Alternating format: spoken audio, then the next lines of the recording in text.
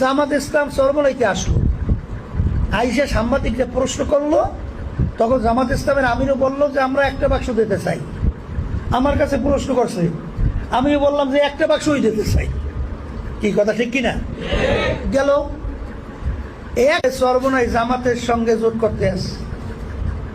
আমরা 5ই আগস্টের পরে 2024 কি বলছি যে এখন যে পরিবেশ তৈরি হয়েছে 53 বছরে, ইসলামের পক্ষে এত সুন্দর পরিবেশ হয় নাই। এখন যদি আমরা বিচ্ছিন্ন থাকি তাহলে ইসলামী নীতি আদর্শটাকে রাষ্ট্রীয় পর্যায়ে শক্তিশালী করার মতো পরিবেশ হবে না। এই জন্য আমরা বলছিলাম যে আমরা সমস্ত ইসলামী দলগুলো আমরা নির্বাচনে যে একটা বাক্স দিতে পারি এই ঘোষণা দিয়ে আমরা কাজ করতেছি।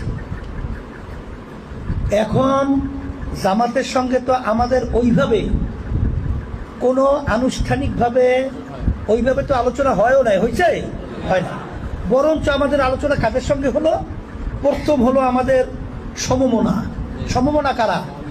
কওমি ঘরানার, বিশেষ করে ইসলামী আন্দোলন, জমিয়তে ইসলাম, তারপর বাংলাদেশ খেলাফত মজলিস, নিজামে ইসলাম, ঐক্যজোট, এই বিভিন্ন এরা আলহামদুলিল্লাহ আমরা কি করলাম, আমরা একত্রিত হয়ে একত্রে আমরা বৈঠক করলাম।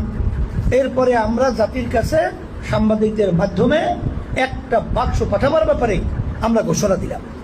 কথা ঠিক কিনা?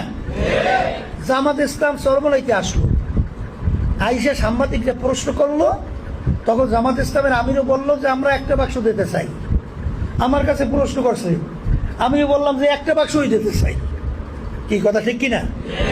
গেল এখন আমরা বলছি আমরা কখনো জোট করব না, আমরা নির্বাচনী একটা সমঝোতা করব। আমাদেরকে তকমা লাগায়, কি তকমা লাগায়? আমরা নাকি জামাতের সাথে একত্রিত হইয়া জোটবদ্ধভাবে নির্বাচনে যাব। এখানে কি জামাতটা সব ইসলামী দল? তাই জামাতটা আলাদা করো কেন? তাই নিশ্চয়ই এখানে একটা ডাল মে কুছ কালো হয়,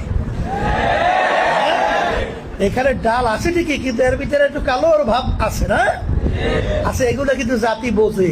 তার বাস্তবতা হলো আজকে ঢাবি যে ইউনিভার্সিটির মধ্যে আজ পর্যন্ত নারায়ে তাকবীর স্লোগান দেওয়ার মতো পরিবেশ হয় নাই, আর সেই ঢাবির মধ্যে সেই বাংলাদেশের ইউনিভার্সিটি ঢাকা, সেখানে আজকে জুলাই চেতনাকে বাস্তবায়ন করে তোদেরকে লাল কার্ড দেখিয়েছে, হলুদ কার্ড দেখিয়েছে, কালো কার্ড দেখিয়েছে।